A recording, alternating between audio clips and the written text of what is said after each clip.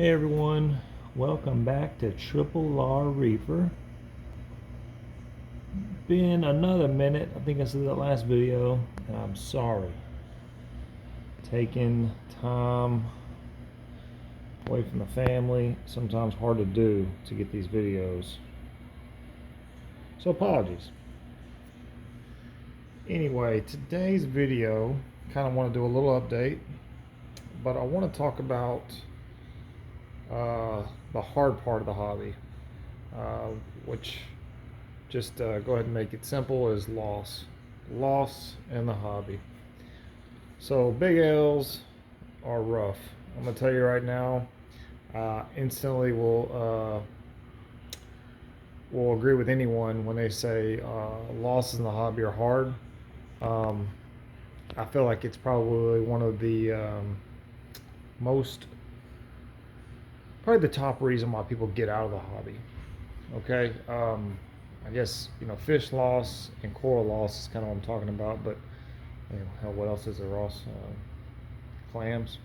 Anyway, so I kind of want to talk about my losses real quick. And this is kind of part of the update. So y'all may have watched some other videos. In those, I'll talk about a screen lid, a lid, must have. Okay, so I'm over here thinking, I got this covered. No way I'm gonna lose any fish. I got a lid. Well, let me just tell you, these lids are not foolproof unless they are absolutely sealed. I had a jawfish, a blue spot jawfish, which I paid a lot of money for through Marine Collectors. Managed to jump out through this. Now granted, that's probably bigger than it should be. Where's my finger? Right here. That's probably bigger than it should be. But damn, I mean, you got to be aiming for that. So anyway, I lost my blue spot jawfish. Found him on top. Never had a fish get through a lid before. Let's see, what else? Oh, I lost my clown, my other clown. My clown, if y'all remember, his side had like an injury on him, and I found him just laying on the sand, just kind of, I don't know, breathing a little bit heavy, and he was gone like within a day. So that sucked. I caught him and put him in the sump, a little less flow. I believe it was the injury that got him, but I've already got a replacement coming, and that sucked. That one sucked bad. The blue spot jaw, they all suck, but that one sucked pretty good too. Let's see. As far as new additions, and I'll get back to the shit part of the hobby. I did add this Aptasia eating filefish. Kind of see him right there in the middle. He's blending in pretty damn good. That dude there has done work. I cannot find an Aptasia in this tank. I mean, if you see one, comment in the video. Comment down below and tell me, because I have not seen any. I mean, he has just went to work. It was actually a buddy of mine, so I knew he would eat Aptasia. He had done all the work in his tank, and so he gave it to me for like 30 bucks. So anyway, I'm gonna end up rehoming him to some other locals and let them reap the rewards too. A few changes I made. I took the clam from the top over here to make room for more corals, because I've got a lot of corals that I can't even place, as I can see up here, because I don't have room. I added these rocks up here. Golly, these glare. To put a few more places for corals. I sold this little rock here that had the zoas in it right here, and I'm making a new zoa rock here. I don't know about the other corals. I got this frog spawn. I've already got him sold. I don't care a whole lot about the wall variety.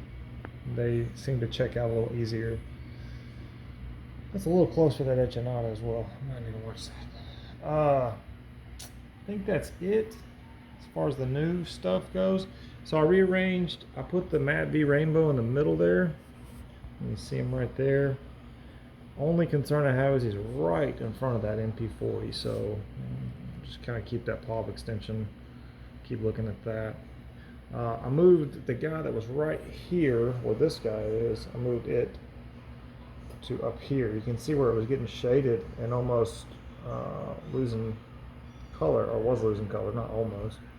And so anyway, I put him up in the middle to get a little light, and I moved a new one right there.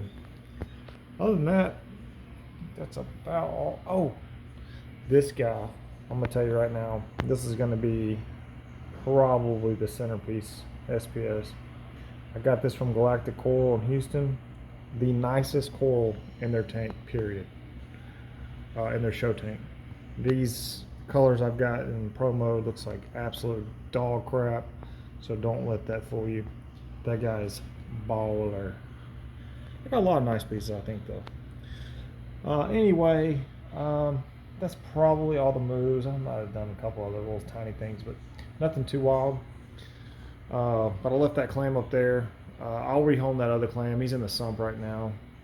I do got some more new corals down there, but nothing that's, well, the filter won't catch everything you need to. So anyway, I'll do another video. I'm in love with this red velvet. Very rare. Super personable fish. Comes up to the top. He'll let me pet him. Love that fish. Pintail as well. Alright, so back to losses. I'm going to try to hurry this video up. Losses are one of those things that really just checks your love for the hobby. I cannot tell you the feeling I get when I have a loss. I legitimately, this might sound kind of weird, but I feel pain in my stomach where I'm just like, God, oh, no. It hurts. It's frustrating because, you know, that was your pet, your animal. You're responsible for it, and you lost it. And those of you that have been in the hobby for any amount of time will know loss. It happens to everyone. I do not know a single person from beginner to pro that's never lost anything. And if you haven't, it's because you've been in the hobby for a minute. Okay, get past a month, you'll lose something. Watch, whether it be coral fish. I'm not wishing that. I'm just saying it happens. It's part of the hobby. But getting over loss on corals is just hard to do. Fishing corals is hard to do. When you invest the time and effort in this hobby, and then lose anything, it's gut-wrenching. It sucks. I'll tell you this. One of the best ways I found to kind of help minimize, and these colors suck, to help minimize the feeling is to really dive deep into your reef tank even more. Be even more involved in it. So spend more time with your reef tank. You know, it's easy to just want to just walk away and not look at it and be like, you know, I don't know, just kind of turn your back and be like, oh, if I don't look at it, it's not there, it's fine. But that's not how this hobby works. Generally speaking, the more you put into this hobby, the more you're going to get out of it. That's just a fact. But that's one thing I do. Another thing I'll do is I'll try to help more people out. And I feel like the more you help, not so much karma or anything, but just I feel like you get more enjoyment from helping people out. Whether it be giving them cheap corals or just helping them with problems that they have. But helping people out will bring you a lot more enjoyment than just buying a coral. And it kind of takes your mind off things too. You know, seeing other people happy with their tanks is something that you can do to really bring even more to the hobby. Let's see. So let's talk about like when you actually are in the midst of it. Okay. Let's say you have a velvet outbreak, or you have let's start there, velvet, and you just start losing fish. Just know there's really not much you can do. Okay, you can catch these fish and you can try to quarantine them, but once you have velvet, it's pretty much a wrap. You know, some fish may survive, but generally speaking, you're just going to have to know that's what's going to happen. So when you're in the middle of losing fish, it could be ick, it could really be anything. You know, do what you can, but just know that sometimes there's not anything you can do. Okay, that's first and foremost. You can try everything in the world.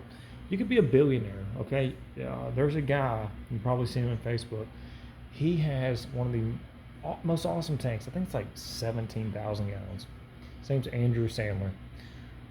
That guy's lost fish. Okay, he's got tons of money, some of the best equipment, and he still loses fish and coral. Okay, it's because these animals are fragile. I mean, they really don't belong in these little boxes. So just knowing that just happens. And I'm not saying, hey, you get a free pass, kill whatever you want to, but knowing that you can do everything in your power and it still won't be enough, will sometimes make it just a little bit easier when you're taking that L. Pinto, man, that's a pretty fish. Golly. Let's see, what else? Losses and corals. Corals, that's a whole nother one for me because, I feel like you spend a lot of money in corals and you kind of get in your head like, hey, I'm going to buy this coral and hopefully I can sell it and get my money back and keep reinvesting in the hobby. Now, this isn't a business for me. I don't make money. It's not money for me. It supplements my hobby. So it's different if you got a business, but when you lose that money that you were gonna, you had to spend. I'm gonna buy a filter roller. I'm gonna buy another coral. That sucks too. But just knowing that that's gone, you killed that animal. There's nothing you can do about it. It will really check your love for the hobby. I've seen people that's lost, I would say almost all their coral, and they just leave the hobby. I mean, and I get it. Your all your money you just put in there, all the enjoyment you were getting is gone. So just know that that's a possibility. You can lose it all. It takes one pest, it takes one contaminant, one piece of equipment to fail. That's a wrap. Game over. And that's why I believe so much in redundancies. Buying decent equipment. Now, I'm not a snood on everything. I've got J-Bows and stuff like that too, but buying decent equipment, having backup plans, and a controller. But anyway, that's a whole nother one. This video is already pretty long. So I guess lastly, I'm just going to touch on this. Remember why you got in this hobby. If you're losing fish and you're losing coral, that's a part of it. It sucks. But just remember why you got in this hobby, because you love it. People will help you. Ask for help if you need help with, reestablishing. Ask for help. A lot of times people don't mind helping someone out, and then pay it forward once you've recouped some of those corals or even fish. I will say this: it would be heartbreaking to lose all of this that I have in this aquarium. Heartbreaking. And hell, I might even get out of the hobby if I was to lose all this. But when you lose one or two, you start losing a few pieces here and there, don't freak out. Don't start making a bunch of changes. Go back to the basics. My next video, I'm going to go over how I run this aquarium and why I do. I think I have one similar, but I'm going to talk about the basics on what I feel the basics should be in your reef tank. So that'll be my next video. I want to thank everyone for liking and subscribing, commenting. This channel has already doubled in the last week. So seriously, I appreciate everybody doing that for me. I love it. I try to return the favor, and I reply to every comment. So personally, anyway, if you got any questions, any topics on any kind of video you want to do, let me know, and I'll try my best to touch on it. Let's do one of those scans reef tank one more time. Oh yeah, colors looking like they're okay. They just don't look that great. This filter, this light. Cut the top of that guy and sold it.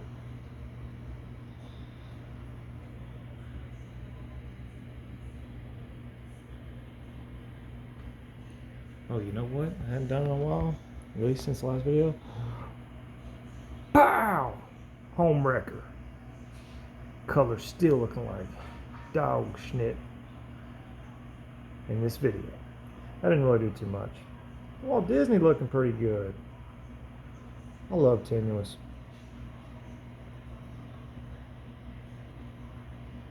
And tenuous just look good.